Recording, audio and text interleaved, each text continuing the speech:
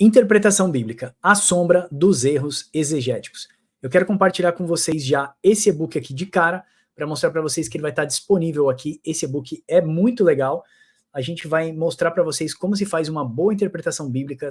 Essa é uma matéria da nossa faculdade, nós queremos compartilhar com vocês. Nós temos aqui 15 tópicos bem legais que vão ensinar você a fazer uma boa interpretação bíblica, entendendo as técnicas de estudo bíblico, como que funciona a parte da éticas na interpretação, diversidade de interpretação, o Espírito Santo, hermenêutica, crítica textual, intertextualidade, coerência, intenção do autor e demais outras regras de hermenêutica simples aí para você aprender a interpretar melhor um texto.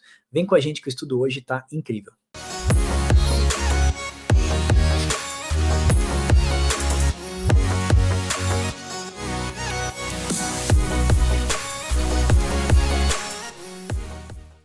Seja bem-vindo, meu parceiro Wilber. Nós queremos fazer esse estudo aqui com o pessoal do canal do Papo com Deus, e esse vídeo também vai estar disponível lá no nosso curso do Instituto Bíblico Discipular. Se as pessoas quiserem fazer curso de teologia gratuito, Instituto Bíblico Discipular. Nossa intenção não é só desse e-book aqui, nós já gravamos nós temos um outro e-book bem extensivo, né, Wilber, que vai explicar cada parte da interpretação bíblica e também a nossa preocupação de ensinar os irmãos a fazer boa interpretação bíblica. Seja bem-vindo, meu parceiro. Exatamente, interpretação bíblica é um assunto fundamental, lembrando que o ser humano é um ser interpretativo e todos fazem a interpretação, que é o quê? Quando você lê um texto, você já automaticamente está interpretando ele. Então, nós vamos ensinar vocês a dar um manual aqui de regras de como fazer essa interpretação, respeitando o texto e o sentido que ele quer estabelecer. Muito bem, e para começar já o nosso estudo, eu quero mostrar a literatura que nós temos aqui. Hilber, você quer mostrar a sua literatura enquanto isso? Eu estou pegando a minha aqui. Mostra pra gente que nós fazíamos esse estudo. Como ler teologia. Muito bem.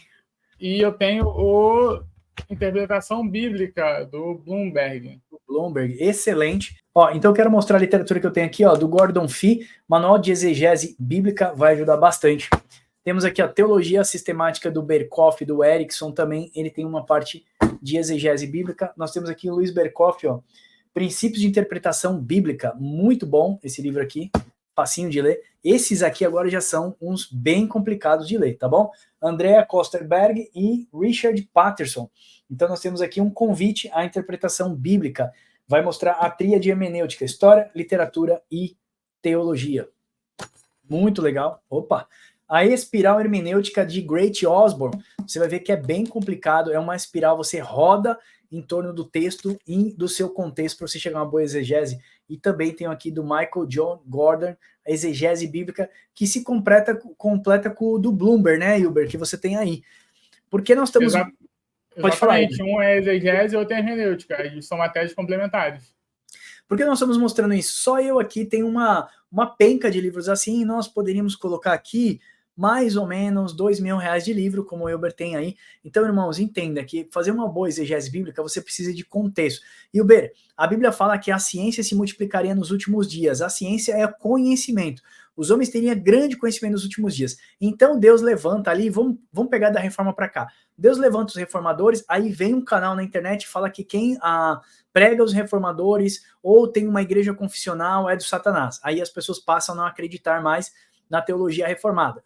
Aí Deus traz os caras pós-reforma, e aí que foram perseguidos, mortos, queimados na fogueira, que a gente já conhece a história, lançamos aqui o panorama da reforma protestante, os caras falam que é uma péssima teologia. Aí Deus manda os grandes avivalistas ali, como o príncipe dos pregadores, Charles Spurgeon, George Whitefield, vai colocando aí, John Wesley, Joe Owen, Jonathan Edwards, muito bom, Jonathan Edwards.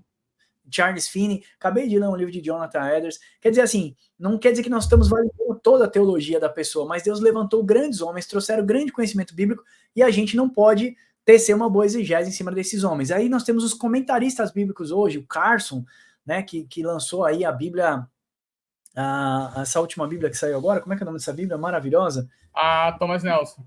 Bíblia Thomas Nelson, do J. Carson, foi o diretor desse projeto maravilhoso. Aí nós temos todo esse conhecimento, as pessoas falam que são doutrinas de homens. Então, Hilber, tem uma grande crescente na internet, principalmente no YouTube, de pessoas que massacram e tentam, na verdade, denegrir a imagem, a biografia de homens que transformaram a vida muitas pessoas da teologia no mundo, ou seja, homens que se dedicaram a sua vida, assim, à interpretação bíblica, são PhDs, são doutores, e essas pessoas aparecem aí fazendo uma exegese na internet e trazendo essa teologia, e muitas pessoas estão abraçando isso na última hora. Você também não fica meio chateado com isso, cara?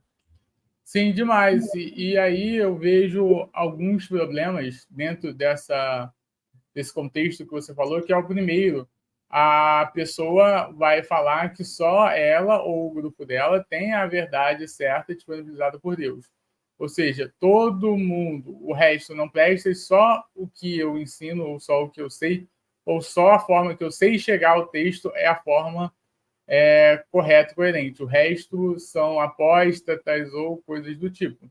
Então a gente percebe aí que a pessoa quer montar um sectarismo, né? E ela não consegue entender a contribuição das pessoas, dos teólogos e de pastores ao longo da história. Contribuições, sim, tiveram erros, como todos têm erros, só perfeito foi Jesus Cristo, porém, não podemos negar a contribuição deles. Então, pessoas que, como você citou, esquecem tudo isso e olham somente como se eles tivessem a verdade, ou como se somente eles conseguem chegar na verdade, e todo mundo que está no lado oposto não presta.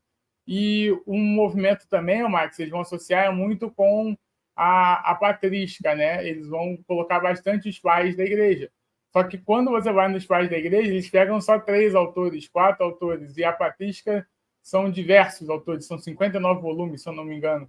Então, você vê também que não tem uma honestidade intelectual ali.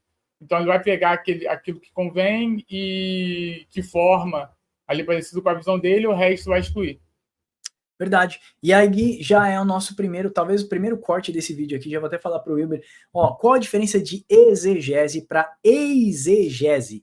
Exegese, do eu, né? Da interpretação da pessoa. Vamos lá, primeiro para exegese, tá com X, a palavra exegese.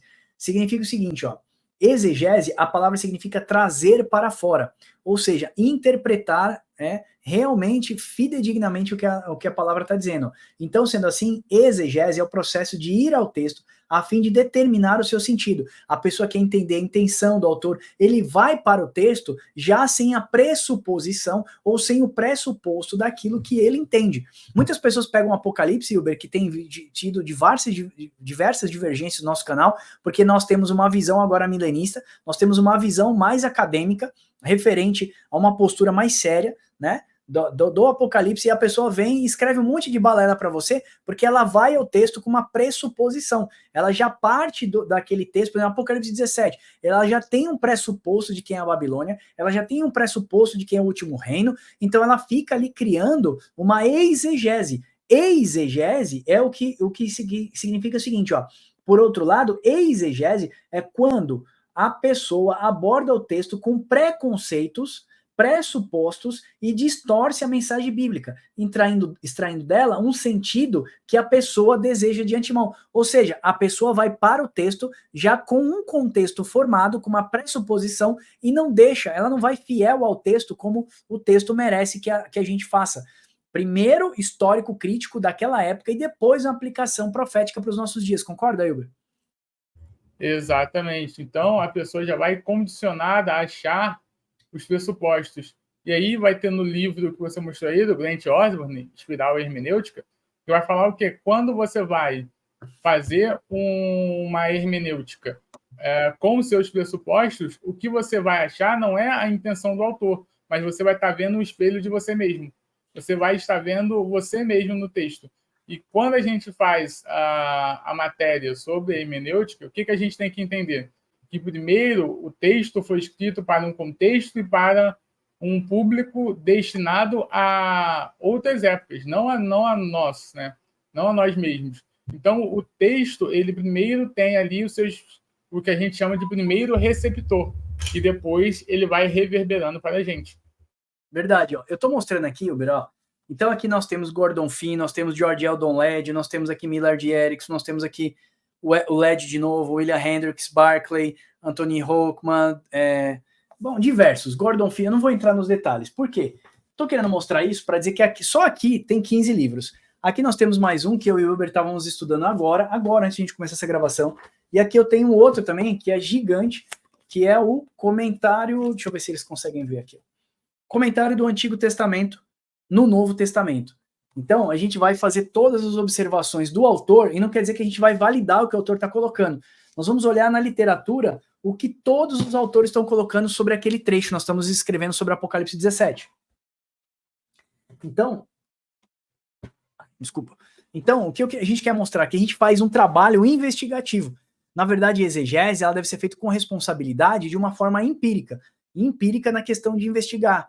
E uma forma também que a gente pode colocar holística, que é você fazer uma exegese pela tradução ou pela performance da Bíblia completa. Você vai pegar de Gênesis a Apocalipse. Não adianta eu isolar um texto de um contexto e aí eu vou gerar, então, um pretexto.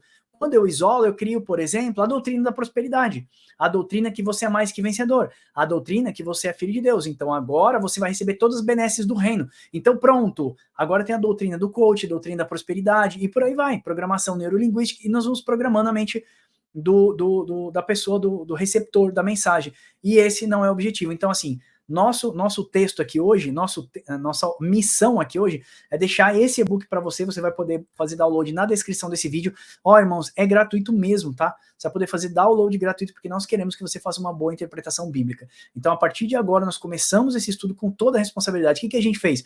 Mostrou o significado da palavra exegese, que é chamar você para fora, trazer interpretação para fora do contexto, ok? Para você entender, você tem que ir ao texto, entender a intenção do autor, parte crítica, histórica, que nós vamos mostrar tudo isso agora para você, sem a pressuposto, sem a pressuposição de que você já conhece sobre o assunto. Então, quando você fala assim, eu já sei quem é a besta do Apocalipse lá, a besta que tem 2 chifres no Apocalipse, pronto. Aí fica difícil, se você não conhece a interpretação dos outros autores, não conhece o que os autores querem passar, não entende o contexto dos autores, você já vem com uma pressuposição, tá bom? Então vamos lá, sem mais delongas, deixa eu passar aqui já pro texto para a gente começar. Só um minutinho. Vamos lá, os erros de interpretação, a sombra dos erros exegéticos, tá?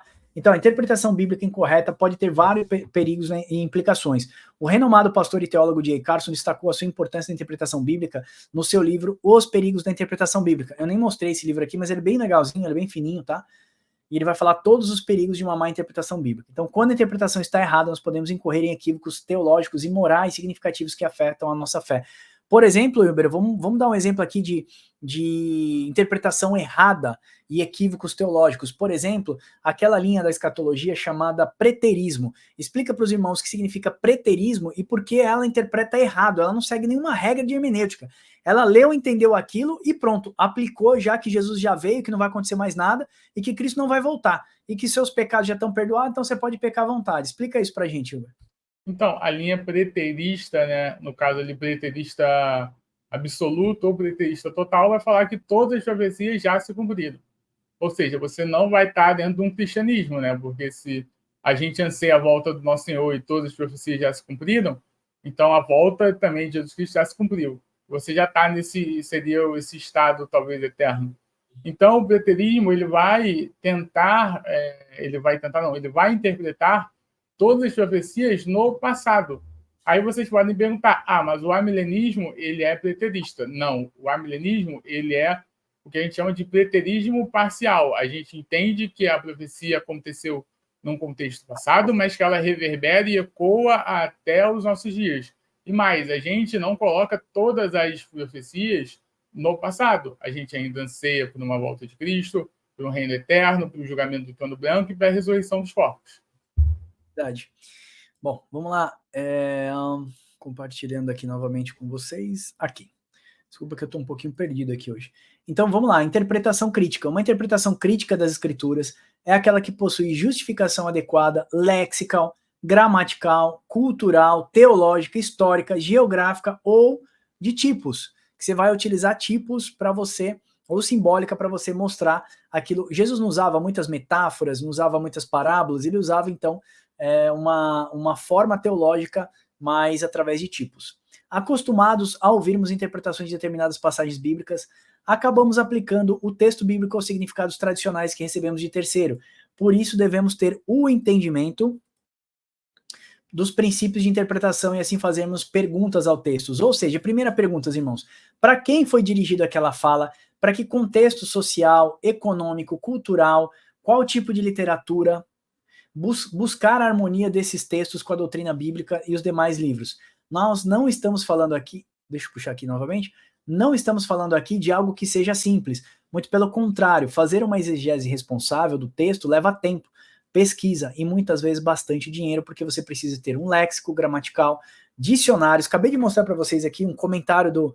Ô, Wilber, pega um dicionário para os irmãos verem. Comentário bíblico do Antigo Testamento, do Novo Testamento. Esses livros são caros, estamos falando de livro de R$ 300 cada livro desse. Então, são livros estritamente caros. Então, comentários. Dicionário, eu não tenho aqui, mas como você está falando do contexto histórico, tenho em mãos aqui 2 contextos históricos que vão dar mais de 1000 páginas, com certeza, seguramente. Quase 2000 páginas. Contexto histórico do Antigo e do Novo Testamento. De Vida Nova, né? Isso aí, Vida Nova. Muito bom esse material do Wilber aí. Deixa eu voltar para cá. Então, acima de tudo, um bom exegeta precisa compreender que Deus está falando através da Bíblia e por isso é necessário interpretar com amor e respeito. Irmãos, vamos lá. Nós estamos a 2.500 anos de distância dos primeiros escritos bíblicos. Nós não conhecemos o contexto daquela época. Vamos lá, vamos dar um exemplo mais prático aqui. Jesus fala assim, vocês me chamam de Senhor, Senhor, mas não faz o que eu vos digo. Eu estava conversando com uma pessoa esses dias, falei, você sabe o significado da palavra Senhor? Sim, é respeito. Eu falei, não.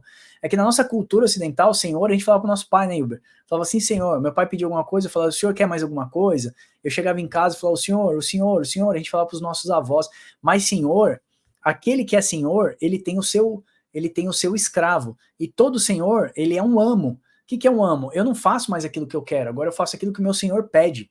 Então eu vivo debaixo do seu jugo. Ele é o meu redentor, ele pagou um preço por mim, ele comprou a minha propriedade.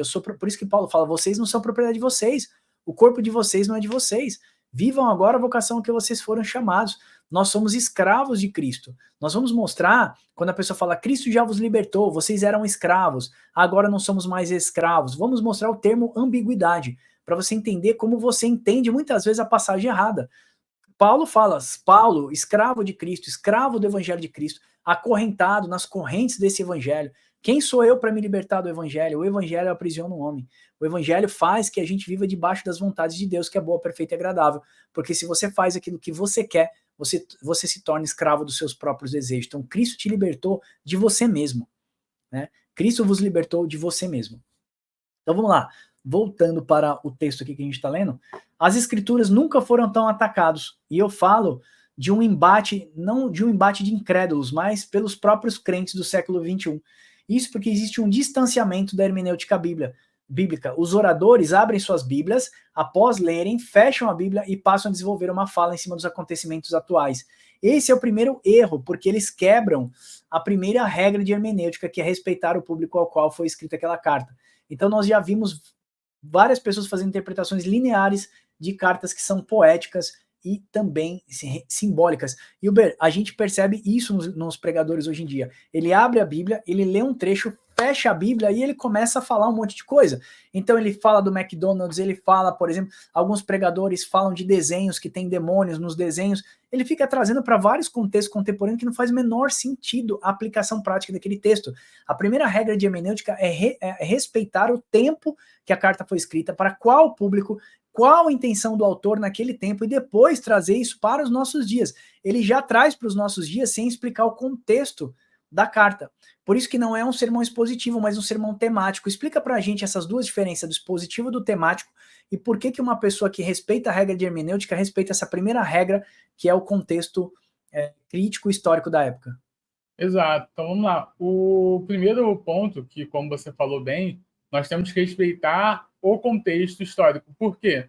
Porque a carta foi direcionada a um público que estava passando por determinado problema ou que estava precisando de determinada instrução. Então, a carta ela é direcionada, primeiramente, para esse público para resolver esse problema ou instruir nesse contexto. Então, você anular isso, você está anulando o que os primeiros receptores entendiam de fato que Paulo, por exemplo, queria resolver.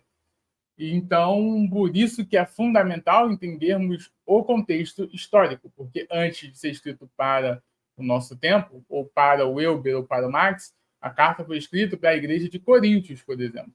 Tá? Após aí a gente entender o contexto, entender como é que estava a vida e a estrutura daquela comunidade, a gente passa a fazer aplicações universais do tema para o nosso tempo contemporâneo.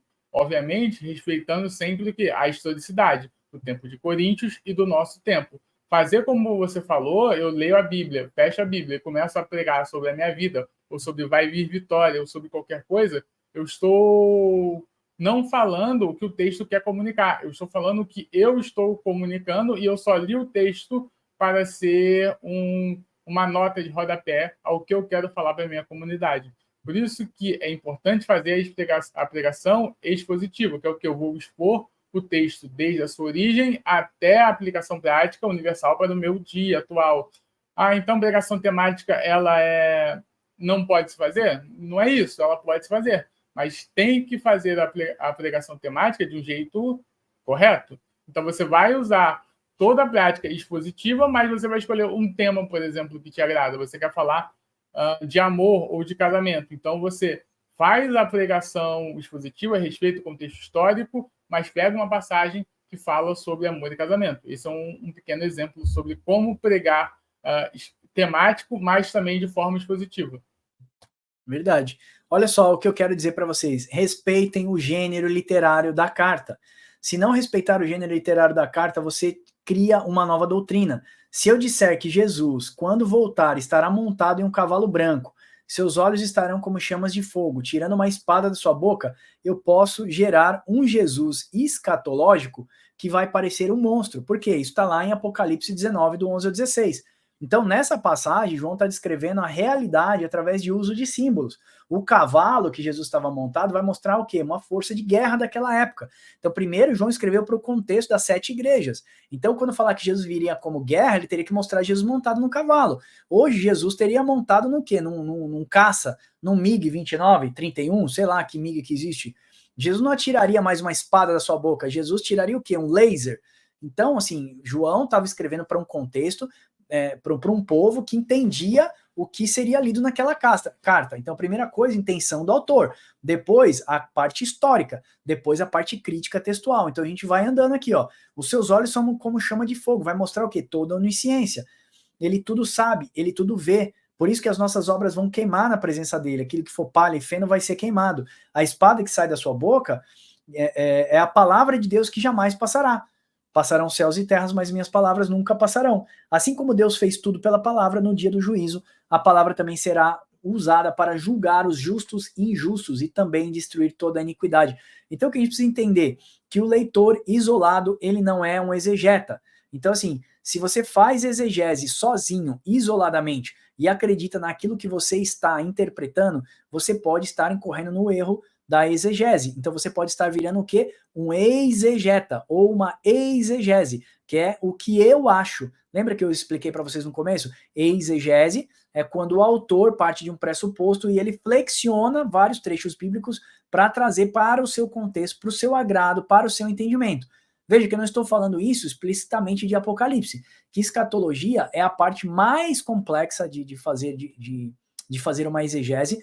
Não existe um consenso mundial, tá? Existe até dentro da academia, existem algumas linhas que são amilenistas, pré-milenistas, mas a academia de teologia em peso é mais amilenista, das quais nós fazemos parte também.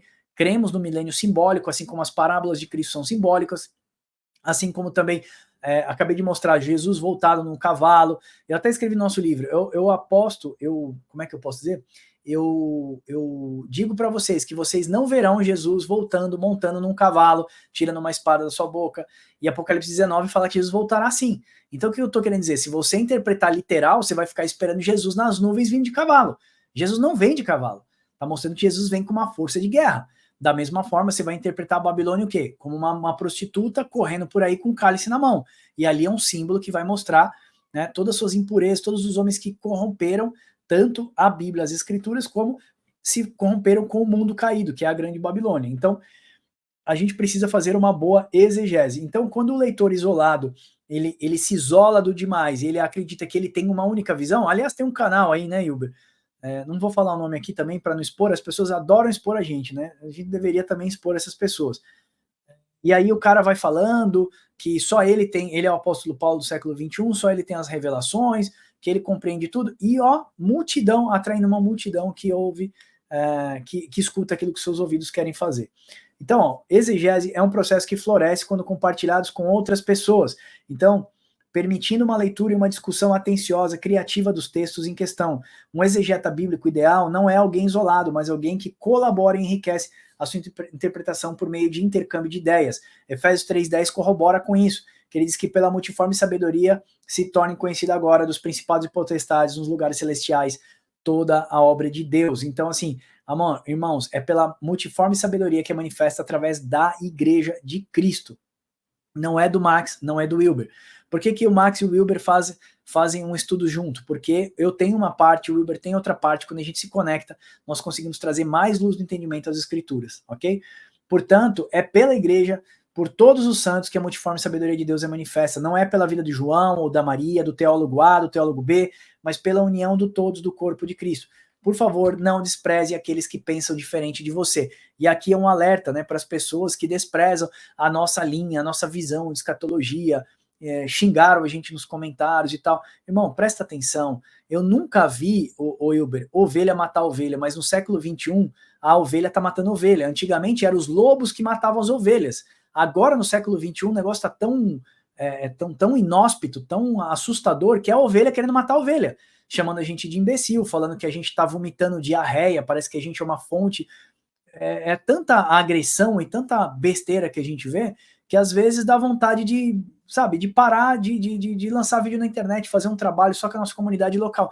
E olha, presta atenção, geralmente as pessoas que criticam não são pessoas que são atuantes na sua igreja, ou são desigrejados, ou fazem parte de sectarismos pelos youtubers da vida, chamam a gente de teólogos de youtuber, mas são eles os teólogos de youtuber. Nós estamos dentro da academia, estamos bacharelando, estamos cursando outras disciplinas, estudando a teologia internacional, aí vem lá uma pessoa, né, vamos dizer assim, um mendigo da palavra, que tem pouco conhecimento, se alimenta extremamente pouco, somente de algumas fontes, e ainda querem nos ofender de uma certa forma. Então, assim, a gente percebe que nos últimos dias, a ovelha está matando a ovelha dentro da internet, principalmente na internet, né, Hilber? Sim, exatamente, exatamente. E agora também vai o meu puxão de orelha, né? Como você falou. A pessoa está falando que a gente está falando um monte de besteira. Deixa eu falar uma coisa para você. No ramo da teologia acadêmica, no caso ali, universidades, estudos sérios, pesquisa séria, o amilenismo ele é consensual, tá? Ou seja, você vai ter ali mais de 50% dos autores, dos escritores, dos acadêmicos sendo amilenistas. Então, se você está chamando, por exemplo, quem é milenista de apóstata, você está chamando 50% de todo o material produzido de teologia mundial de apóstata também. A segunda coisa é o fato de eu não me ligaria se você falasse, se eu tivesse comentários assim, eu fiz toda a exegese, eu fiz aqui, apliquei métodos tal, apliquei métodos X, Y, e eu cheguei à conclusão de que o pré-milenismo é a linha escatológica que, para mim, faz mais sentido. Eu vou respeitar totalmente a sua visão e a sua posição. O ponto é, o fato de você fazer isso e você achar que o pré-milenismo seja a fonte de escatologia que mais fala com você, que mais dialoga com a sua vida, não te dá o direito, por exemplo, de você atacar pessoalmente ou atacar aqueles que não têm a mesma visão ou não chegou às mesmas conclusões que você. Então, duas pessoas podem aplicar o método e chegar a posições diferentes. Pô, me dá um exemplo disso. Dois autores que já morreu. O Gordon Fee, que ele é carismático e logo assim ele é pré-milenista, e você tem o Tim Keller, que morreu e que é amilenista. Os dois aplicam métodos, os dois têm comentários de Apocalipse, os dois fazem exegese do grego, mas eles chegam a conclusões diferentes. E engraçado é que um não ataca o outro, tá? Um não xinga o outro de apóstata ou herege ou coisas do tipo. Então, isso tem que ficar entendido, que o fato de você chegar a uma conclusão hermenêutica diferente não te dá o direito de você julgar ou tratar com falta de educação as pessoas que pensam ou que chegam a conclusões diferentes de você. Verdade. O que o Wilber falou é muito importante, a gente tem se chateado bastante. Esse é um estudo também para trazer um pouco de luz do entendimento e mostrar para você que se você quer fazer uma boa exegese, seja mais responsável. Fale menos nos comentários, teça menos a sua opinião se você não tem profundidade no assunto. Se você já leu pelo menos uns 20, 30 livros desse tipo de literatura mais técnica, aí então você pode tecer um bom argumento. Se você não tiver um bom argumento, irmãos, não entra por aí atacando as pessoas, ok? E a gente está sentindo isso muito na última hora, é feio isso, mas tem acontecido. Vamos lá? Algumas regras básicas de interpretação bíblica. Deixa eu mostrar para vocês o que nós vamos falar ainda. Se você pular fora do vídeo, você vai perder, tá? Algumas regras básicas de interpretação bíblica. Nós vamos falar de 15 regras rapidinhas aqui para você. Nós vamos falar da etimologia do uso strong. Quem aqui ainda faz a etimologia do strong? Eu uso strong para fazer meus vídeos. Não se utiliza mais strong. Nós vamos explicar o porquê e vamos mostrar para você como que você tem que fazer uma boa interpretação semântica do texto, ok? Então vamos lá. Ambiguidade semântica, você vai entender o que é uma ambiguidade semântica, você vai entender o que é uma pregação ambígua, parece muito com a verdade, mas ela passa longe da verdade bíblica.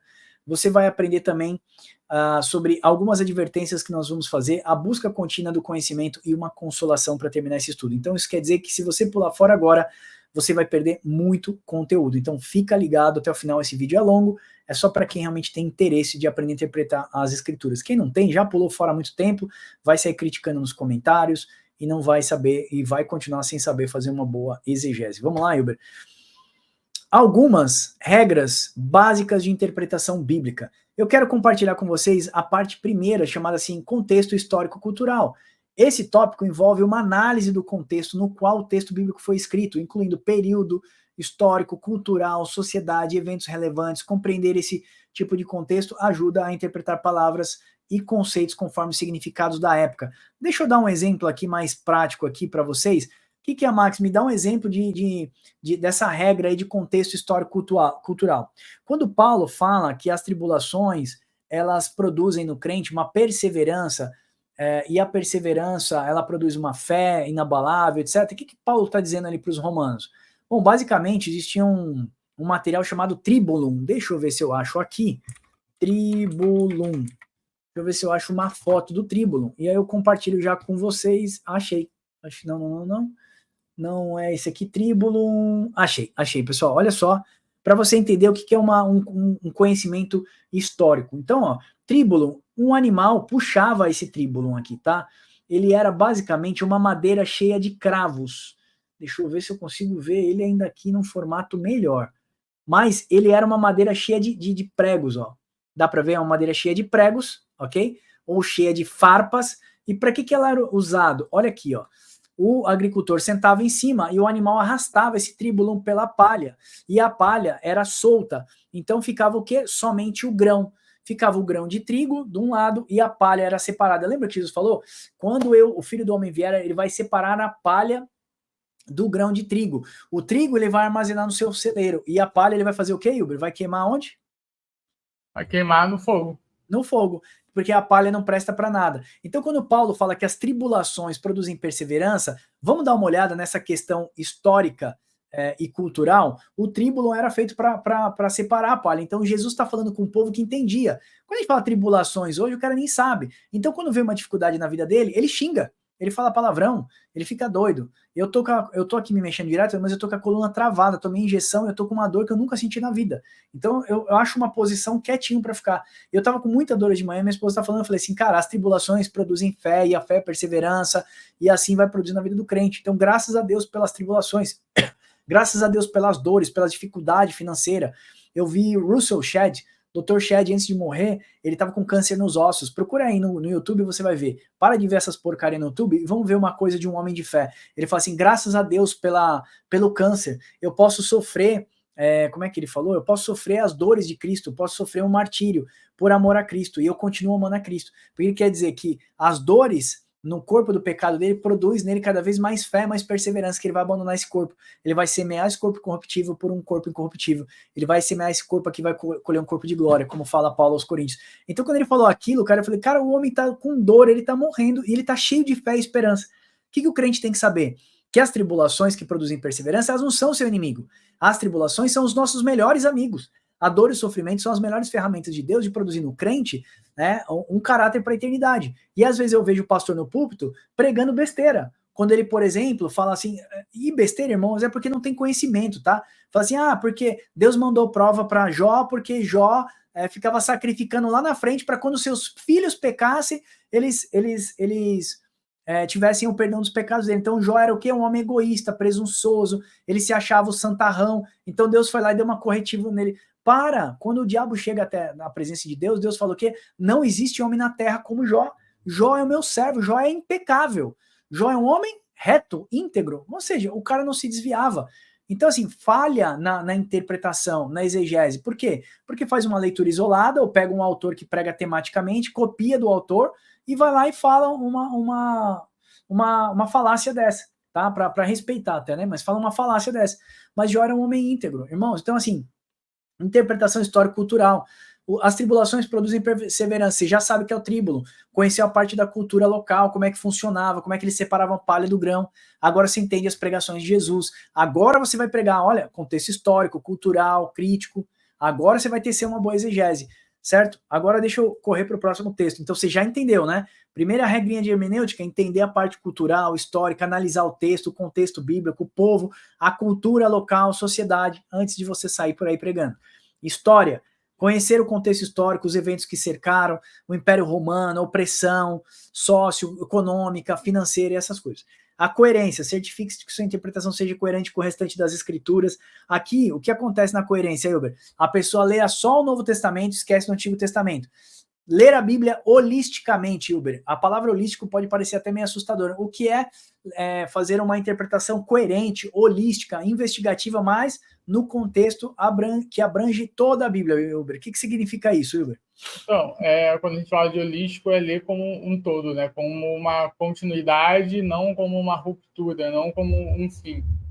Então, toda vez que a gente fala em fazer uma interpretação dessa forma, seguindo um fluxo narrativo, a gente vai perceber que os textos, eles, por mais que eles aparentam se contradizer, eles não podem se contradizer. Então, nós talvez estamos fazendo as perguntas erradas para o texto bíblico.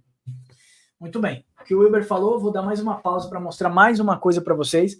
Então vamos lá. Teologia bíblica do Novo Testamento. Aí nós temos aqui uma outra teologia que aplica o Antigo Testamento no Novo Testamento. Então, como que você faz uma exegese mais holística? Você olha a cultura do Antigo Testamento e a aplicação dela no Novo Testamento. Olha o contexto do Novo Testamento e como era aplicado no Antigo Testamento. Pronto. Você já vai ter uma exegese melhor sobre aquilo que você está fazendo, ok? Então a coerência bíblica ela é importante para você não fazer isso aí que eu falei que os pastores estão fazendo. Não tem coerência chamar Jó de o santarrão e Deus deu um corretivo em Jó porque ele se metia a besta, não tem nada a ver. Intenção do autor. Hilber, fala da intenção do autor, pelo amor de Deus. Na interpretação bíblica, a pessoa precisa entender a intenção do autor. Explica isso, porque não entenderam a gente quando a gente lançou um livro esses dias, fizeram um comentário totalmente grosso. Explica isso, Hilber. Então vamos lá, quando a gente fala de intenção autoral, o autor ele teve uma intenção da sua escrita, ele teve um objetivo, ele teve um problema no qual ele vai querer solucionar. Então o objetivo da exegese é nós tentarmos ao máximo buscar essa intenção autoral. Então o que Paulo ele quis resolver, o que Paulo ele quis dizer à igreja de Tessalônica nas suas duas cartas. Então, o objetivo vai ser tentar entender ou buscar o máximo possível entender o que Paulo ele teve de intenção para escrever essas duas cartas. A mesma coisa para a igreja de Corinto. E então, quando a gente fala de intenção autoral, é justamente isso, tentar buscar o máximo objetivo. Só que temos que entender o quê? O texto ele é muito distante da gente, temporalmente falando. Então, a exegese ela nunca vai te dar 100% de certeza da intenção autoral, o que nós vamos fazer, que é igual aquele livro que o Max mostrou, que é do Grant Osborne, que é o ciclo hermenêutico, é o quê? A gente vai sempre tentar buscar a intenção do autor, passando por um ciclo, mas no final a gente vai ver o que nós achamos vai para o topo do ciclo. E a gente vai fazer todo o caminho de volta. Por isso que é uma espiral. Ou seja, nunca chega a um fim, nunca chega a um 100%.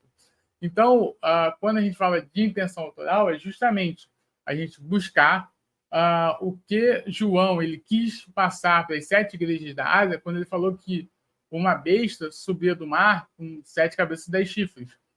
Provavelmente, João não estava falando da inteligência artificial que surgiu agora no ano 2020.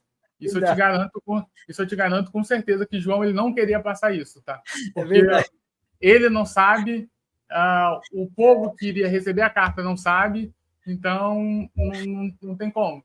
Por isso que a gente tem que respeitar essa intenção autoral. Verdade.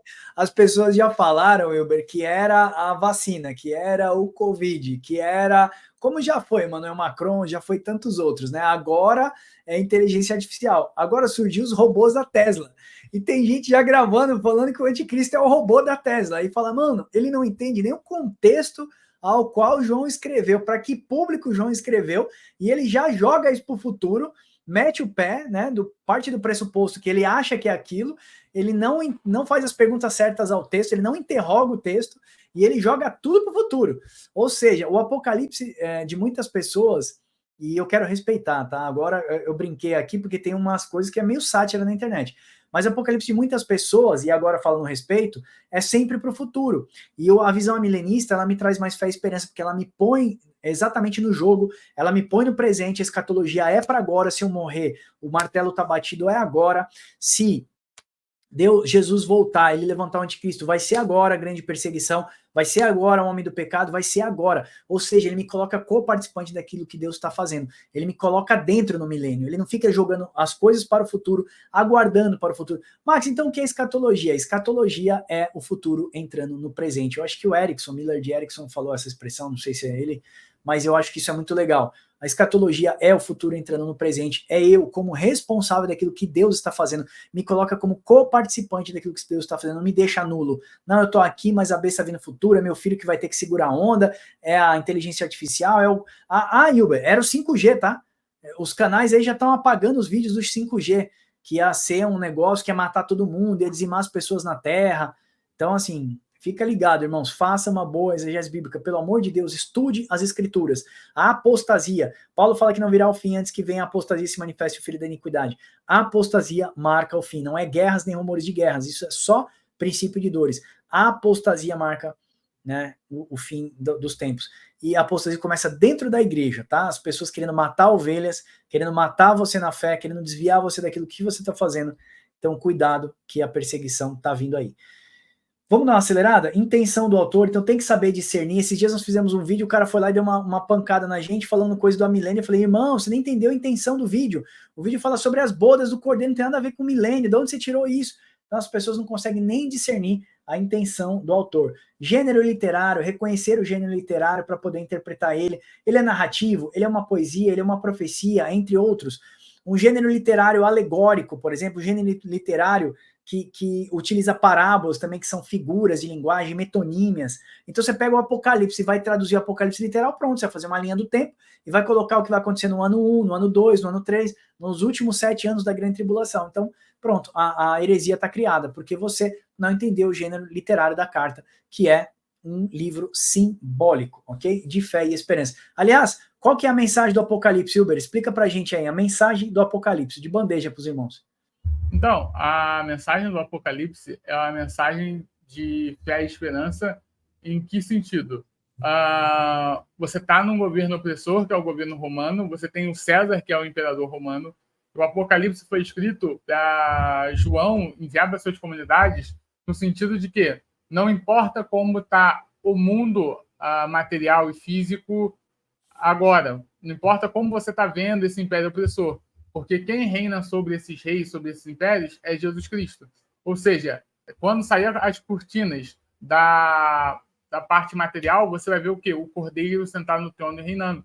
Então, o livro do Apocalipse ele tem essa percepção de te trazer no meio da aflição, no meio da perseguição, no meio da opressão, ele te mostrar a palavra de relento no sentido de que Cristo reina e ele é soberano sobre todas as coisas, e ele vai voltar para enxugar suas lágrimas e te levar para a eternidade. Então, esse é o principal intuito de João, escrevendo dentro do contexto do Império Romano. Por isso que você vai ver o quê? Uma visão no Apocalipse 4 de uma porta aberta no céu. Ou seja, é João entendendo que a realidade cósmica é diferente da realidade física e material que ele vivia. Verdade. O intuito do Apocalipse é ser um livro de fé e esperança para aquela época e para a nossa época, e não te dar uma cronologia exata dos eventos, como as pessoas estão colocando hoje em dia, ok? Vamos lá, para a gente dar uma acelerada agora, a gente vai ganhar tempo. Então vamos lá, nós falamos do gênero literário das cartas, tem que entender o que é narrativo, poesia, profecia, uso de figuras de linguagem, então esteja ciente que as figuras de linguagens e metáforas que podem ser usadas no texto para interpretar o contexto, teologia bíblica, interprete o texto à luz da mensagem das escrituras e da teologia bíblica. Esse tópico envolve a consideração como a interpretação se encaixa dentro do quadro teológico geral da Bíblia. Isso incentiva uma consciência e evita interpretações que contradizam princípios teológicos, como eu acabei de falar para vocês a questão de Jó. Se ele era reto, ele era justo, Jó não poderia ser um homem soberbo e egocentrista, não faz menor sentido. Então, à luz da teologia, quando você estuda a Bíblia, você vê que não faz muito sentido. O Espírito Santo, ore e busque a orientação do Espírito Santo para estudar as Escrituras. Quem fala muito isso é o nosso amigo pastor Rafael Miki, eu acho muito bonito. Então, o Espírito Santo pode trazer, sim, revelação das Escrituras para você.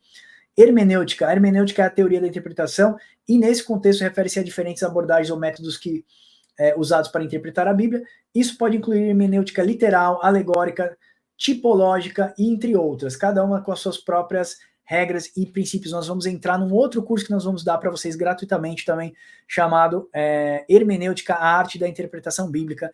Nós vamos mostrar a linguagem poética, profética, contextos históricos. Vamos entrar na parte semiótica, que vai utilizar a parte de figuras de linguagem para expressar, principalmente no Apocalipse, nas figuras escatológicas de Ezequiel, Daniel e essas coisas. Crítica textual. Então, a crítica textual é a análise dos manuscritos da Bíblia. Nós fizemos aqui um estudo chamado, como é que é o nome dele? Os manuscritos da Bíblia. Posso confiar a minha fé a textos copiados exaustivamente ao longo do século? Sim, você pode, porque existe uma ciência chamada crítica textual que vai mostrar que menos de 0,03% do Novo Testamento foi adulterado. Ou seja, se eu contar uma história para o Wilber e adulterar esse contexto em 0,03%, não vai tirar o contexto dessa história. Ele é muito pouco para poder modificar o contexto final dessa história. Então, a crítica textual vai mostrar isso. Poucas palavras pelos copistas foram alteradas ao longo dos séculos, eles já estão entre colchetes, e nós, se você tem um bom comentário bíblico também, e utiliza as ferramentas que nós utilizamos, você vai passar muito tranquilo por essas passagens, que são extremamente poucas no Novo Testamento, que está em grego. Intertextualidade. Isso se concentra na arte ou na conexão entre diferentes passagens bíblicas. Uma passagem pode fazer referência a outra, e vários apóstolos também citaram. Lembra que Paulo citou Salmos, Paulo citou Joel, Pedro citou Joel no grande e terrível dia do Senhor, o sol se converterá em trevas, tal. Então eles citam, isso é chamado de intertextualidade.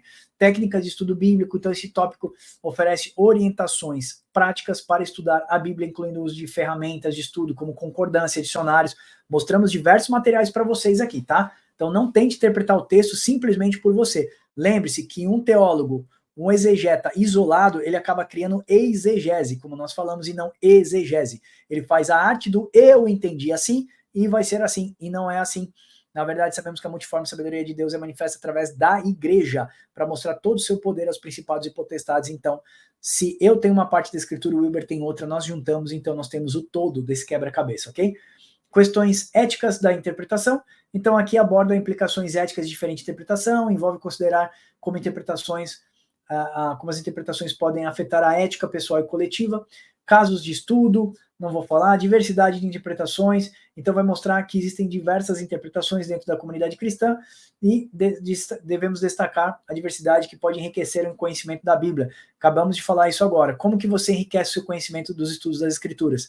Se você tem uma diversidade, eu e o Uber estudamos junto, estávamos meditando agora sobre Apocalipse 17 antes de começar esse estudo, e eu peguei todo o material que eu tenho, todo o material que ele tem, e a gente conseguiu tecer uma boa exegese. E quem se enriquece com isso? Vocês, que não precisam comprar toda esse penca de livro que nós temos aqui, e nós estamos aqui estudando exatamente para edificar a vida de vocês. Hilber, quer fazer alguma consideração nesse tópico aqui para a gente pular já para a parte da humildade e já seguir para a ambiguidade? Não, perfeito, perfeito. Só o último detalhe, tá? Como o Max bem explorou, a gente está fazendo aqui a exegese no máximo possível para tentar pegar um texto, uma interpretação mais coerente, tá? E mesmo assim, a gente tem que entender que, mesmo tentando fazer isso, ainda vai sair um pouquinho do Max, vai sair um pouquinho do Hilber, porque é a gente que está interpretando. Então, o que eu vou deixar de ressalva é justamente isso. Igual tem pessoas que falam assim, eu não leio livros porque eu leio a Bíblia.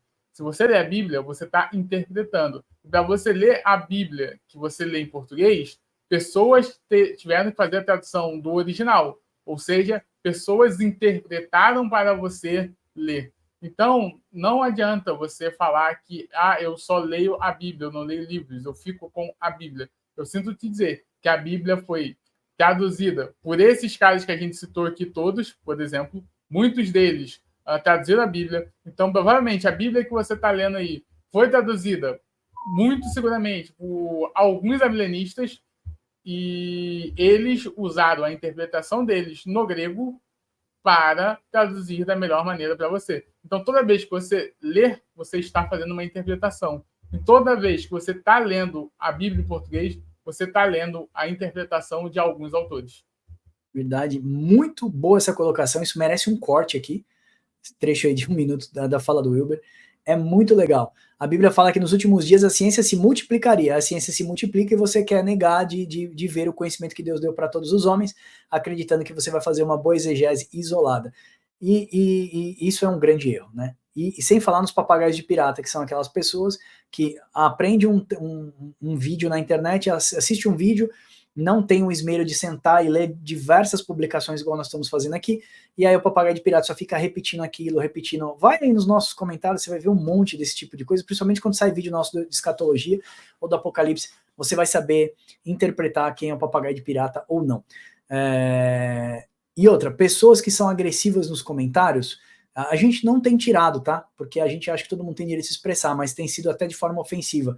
Essas pessoas geralmente não têm um trabalho em sua comunidade eclesiástica. Nós somos professores de casais e ministramos para mais de 24 pessoas na nossa igreja, nós visitamos os hospitais. Eu quero saber se esses bonitinhos visitam os hospitais, são capelãos, se eles fazem a obra de Deus, se eles realmente se santificam a sua vida, ou se eles ficam somente por aí tentando matar ovelhas pela internet. Então, irmãos, vamos lá. Boa exegese, boa hermenêutica, boa arte de interpretar as escrituras, a gente faz isso em comunidade, porque é assim que Jesus nos ensinou, ok? Próximo tópico, para a gente já dar uma acelerada, humildade.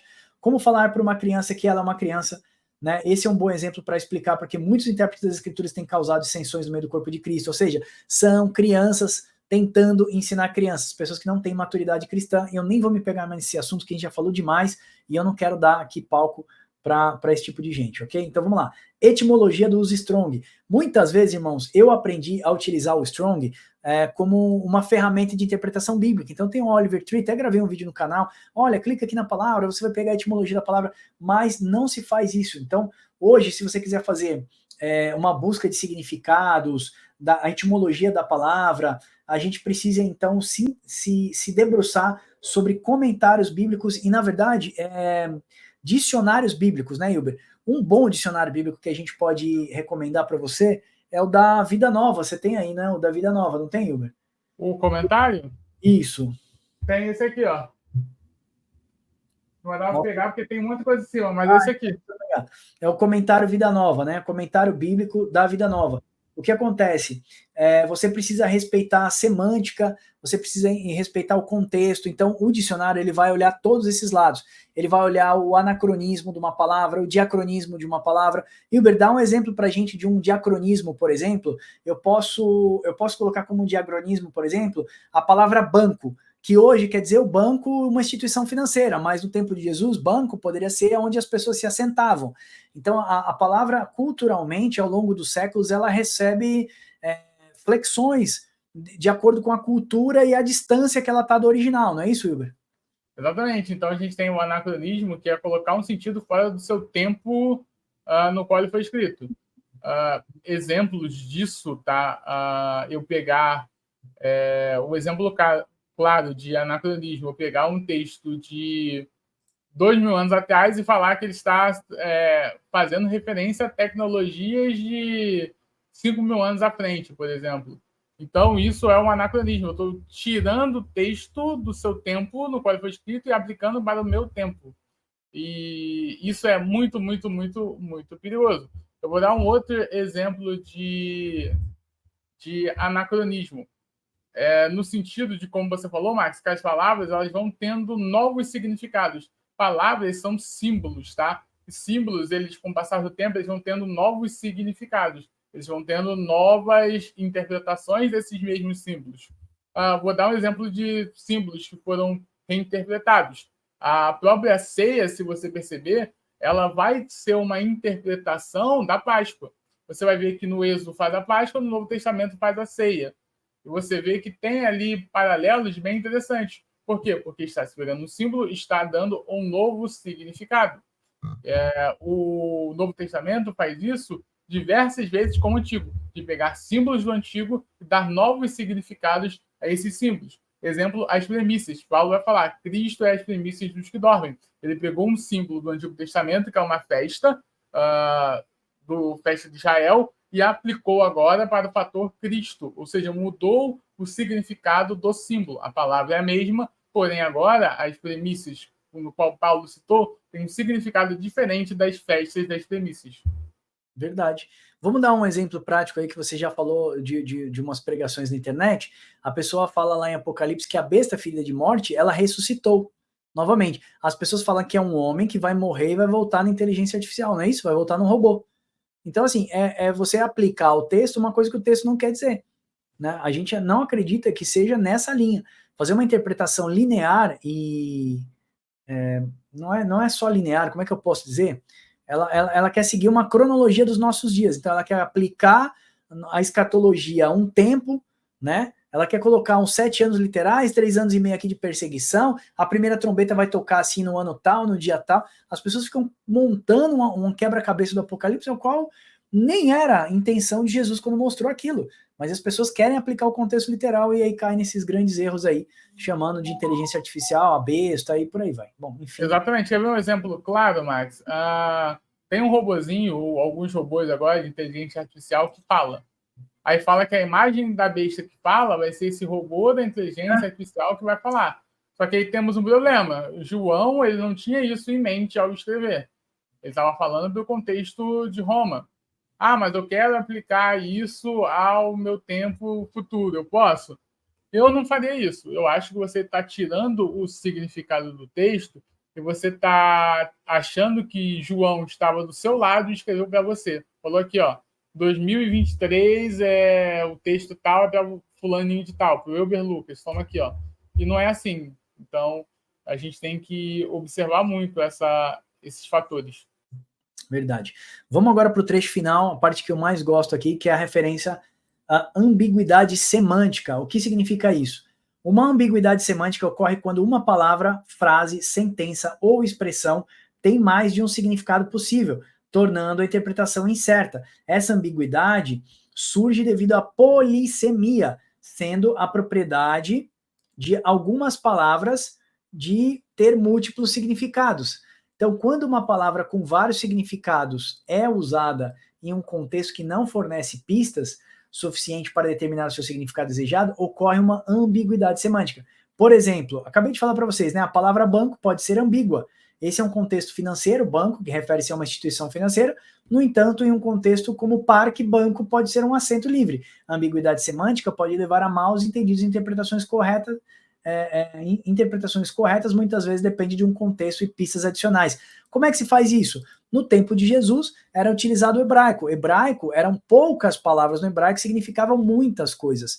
Então, por exemplo, inferno, ou morte, ou sepultura, às vezes trazia a mesma palavra. Sepultura podia ser alguém que já morreu, podia ser a sepultura física, podia ser, na verdade, se levantar da sepultura, levantar dos mortos, a ressurreição. Então, às vezes, a mesma palavra trazia vários significados dentro do contexto. Por isso que fala assim, que aí você precisa investigar Você precisa de pistas adicionais para entender o que o comunicador estava tentando trazer na sua comunicação, porque nós já aprendemos que comunicação não é aquilo que você não é aquilo que você fala, né? Mas é aquilo que o outro entende. Então, se eu falo um monte de coisa que você entende tudo errado, eu não estou me comunicando muito bem. O que a gente precisa fazer? Precisamos ter algumas regras para entender o que eu estou querendo me comunicar com você, para você entender corretamente. Na forma do intérprete é a mesma coisa. O que João queria passar para as 7 igrejas da Ásia quando ele escreveu isso. Quando ele escreveu isso, é o que o Wilber está falando. Então tem que tomar cuidado. Ali já era grego, mas na antiga aliança era hebraico, que era menos palavra ainda, e tinha uma palavra que tinha diversos significados. Isso tornava mais difícil. Qual que é o problema disso? O problema fica ainda maior quando nós vemos sermões inteiros ambíguos. Ou seja, ambiguidade é parecido, tá? Então sermões que se parecem com a verdade, mas não é verdade. Palavras que se parecem ser cristãs, mas não é cristã. Então eu vou te falar do coach, por exemplo. O cara tá pregando, dizendo que Deus quer que você seja, Deus quer que 2024 você vai ter um ano próximo, que você vai ser, que você vai acontecer e tal. Parece muito com o que está escrito ali. Está dizendo que você vai ser mais que vencedor, mas esse não é o contexto. Paulo está falando que ele passou por dificuldades, passou por fome, sede, por todas as provações, mas em todas elas ele é mais que vencedor, porque Cristo já venceu. E o objetivo de Deus é salvar a sua alma, não é te dar o melhor carro, não é te dar a melhor casa, não é te dar, sabe, todas as coisas que o mundo quer. Quem oferece isso é a Babilônia. Ela que fala, Jesus, se você prostrado me adorar, eu te dou tudo isso aqui. Não foi o que o diabo ofereceu? E a mesma coisa que oferece todos os dias para você. Você todos os dias tem 2 árvores. Você tem Jesus e você tem tudo que o mundo te oferece. Você tem a Nova Jerusalém, mas você tem a Babilônia. Você tem a noiva de Cristo, mas você tem a grande prostituta. Então você sempre vai ter essa dualidade. Você tem o selo de Deus, mas você tem o selo do anticristo. O selo de Deus é aqueles que andam na prática da justiça, professam o nome de Cristo e têm as leis de Deus na mente e no coração. E qual que é a marca da besta? Todos aqueles que não professam Jesus Cristo, não têm a prática da justiça, também não têm as leis de Deus na sua mente e no seu coração. Nós falamos aqui já sobre isso. Então, o problema fica maior quando a gente vê sermões inteiros ambíguos. Eu já ouvi ministros dizendo que somos filhos de Deus, que não somos mais escravos porque Cristo nos libertou. E mesmo que essa frase seja correta, ela não possui uma exegese honesta. Ela caminha lado a lado com a verdade, mas ela não é a verdade completa. Ou seja, se desviarmos poucos centímetros da verdade, estaremos a uma distância enorme no final da nossa viagem exegética. Veja por quê. Fomos libertos da escravidão do pecado. Para quê? Para vivermos em Deus. Livres de quê? Livres do próprio pecado. Por isso que Deus te libertou, para você ser livre do pecado, certo? Se você faz aquilo que você quer, você se torna escravo dos seus próprios desejos, porque o que o homem deseja é mal. Se você é escravo das vontades de Deus, logo a vontade de Deus é boa, perfeita e agradável. Romanos 6, 20 e 21. Fala que nós éramos escravos do pecado e só colhemos frutos de vergonha. Mas em 1 Coríntios 7, 22, Paulo fala de uma alegoria de o escravo e o livre, onde ele afirma que aquele que foi comprado por Cristo, sendo livre, agora é escravo do Senhor. O que ele tenta mostrar aqui nessa alegoria é que nós somos libertos do jugo do pecado, para vivermos escravos do Evangelho de Cristo. Porque se eu faço aquilo que eu quero, logo me torno escravo dos meus próprios desejos. Já falei aqui para vocês. Meus desejos são maus e eu sou influenciado ao pecado depois da queda de Adão. Mas se eu sou escravo das vontades de Deus, se Cristo é meu Senhor, se Ele é meu amo, sendo Ele santo, com a sua vontade que é boa, perfeita e agradável, logo eu tenho uma vida plena, porque eu não faço mais aquilo que eu quero, mas aquilo que o meu Senhor deseja. Então, se Cristo é nosso Senhor, logo somos os seus escravos. Os discípulos se colocavam como servos, os pais da igreja também, os da reforma também, mas no século XXI tudo mudou, porque alguém descobriu a mensagem secreta, que nós somos filhos, e agora não somos mais escravos. Qual que é o problema? O problema de uma exegese isolada do contexto histórico. Lembra que nós falamos? Temos que ler a Bíblia, temos um olhar mais empírico, mais investigativo e também mais holístico, ou seja, do todo, não isolar texto de contexto, texto do Antigo Testamento para o Novo, não podemos isolar os contextos. Então, assim, Cristo, resumidamente, o que eu quero dizer para vocês é assim, esses evangelhos ambíguos é chamado de evangelho 2.0. Eles trouxeram a antiga aliança hoje, e eles falam assim, o que o homem deseja? Ele quer riqueza, então eu vou aflorar os seus desejos. O que eu quero hoje? Eu quero ser um crente que não precisa de muita responsabilidade, então eu vou para a minha igreja, que tem ar-condicionado, que eu tenho um bom café, que eu tenho tudo à minha mão, mas eu não sou um cristão lá fora. Eu não visito enfermos, eu não oro pelos necessitados, eu não ajudo quem está precisando, e eu me sinto crente, porque todos os domingos eu vou lá. Ouço uma boa música, aquilo me comove, eu choro na presença de Deus, e eu entendo que aquilo é ser cristão. Esse é um evangelho ambíguo que tem pregado nos nossos dias. Concorda, o Wilber, que a ambiguidade ela é um grande mal nos nossos dias? Uma falha de interpretação está levando toda uma geração a viver um evangelho de graça sem responsabilidade? Exatamente. E no tempo passado, o que Paulo combatia era algo parecido que ele chamava de sofistas, né? Ele tinha ali os sofistas gregos que passavam essa imagem de levar a uma mensagem ambígua, que parece verdade, mas no fundo não era a verdade. Era uma imagem travestida, né? Uma linguagem travestida de verdade. Muito bem. Advertência agora final. À medida que estamos concluindo esse estudo de exploração dos perigos de uma exegese bíblica errada, é crucial reconhecer que interpretar a Bíblia, a palavra de Deus, de maneira incorreta não é apenas um erro acadêmico, mas pode ter implicações profundas em nossas vidas espirituais na comunidade de fé. A interpretação errônea pode resultar em divisões, concepções distorcidas de Deus e uma fé frágil. Por favor, peço para você com muito zelo, não atribua o caráter de Deus àquilo que ele não é, e tenha muito temor em falar o nome do Senhor. O que nós estamos dizendo assim? Muitas pessoas atribuem ao caráter de Deus aquilo que Deus não é. Muitas pessoas têm vendido um Jesus Cristo aí muito fácil. Eu vi a Xuxa esses dias dizendo que o Deus dela é um Deus homossexual, gay, hétero. O Deus dela é um Deus que bebe, que não sei o quê. Ela pregou um Deus ali, todo mundo bateu palma da plateia. Só que o que ela está fazendo? Ela está fazendo um Deus à imagem e semelhança dos seus próprios desejos. Deus não se deixa mudar. Deus não se deixa levar pela influência, pelos desejos do coração do homem. O homem está criando um Deus à imagem e semelhança dos seus próprios desejos. Os ídolos do coração do homem estão aflorando agora num Cristo que agora é gay, num Cristo que agora aceita todo mundo, num Cristo que agora é incondicional, num Cristo agora que já pagou tudo por você e você não precisa fazer nada por ele. Entenda que a viagem cristã, a viagem da fé cristã não é uma viagem gratuita. A W. Tozer disse isso. O evangelho de Deus não é gratuito. Não pense que você vai ter uma vida gratuita. Você vai ter que morrer, você vai ter que crucificar a sua vida e viver uma vida digna do evangelho para que você seja, vamos dizer assim, ressuscitado por Cristo e salvo por ele na reta final, ok? A busca contínua pelo conhecimento é um desafio que nós devemos tecer todos os dias, tomar cuidado com as armadilhas das interpretações dos nossos dias. Há motivo para otimismo e esperança. Nós temos uma riqueza de recursos e ferramentas disponíveis para nos ajudar na interpretação das escrituras. Como nós falamos, a Bíblia, os primeiros escritos estão a mais de 2.500 anos de distância. Precisamos de um bom dicionário bíblico, precisamos de uma boa semântica, precisamos de um livro, de um bom comentarista. Nós precisamos de boas ferramentas de hermenêutica para que a gente possa tecer uma boa exegese. Então, lembremos-nos de que, independente da nossa formação e nível de conhecimento, a busca contínua pelo conhecimento e sabedoria bíblica é um chamado que todos podem e devem atender.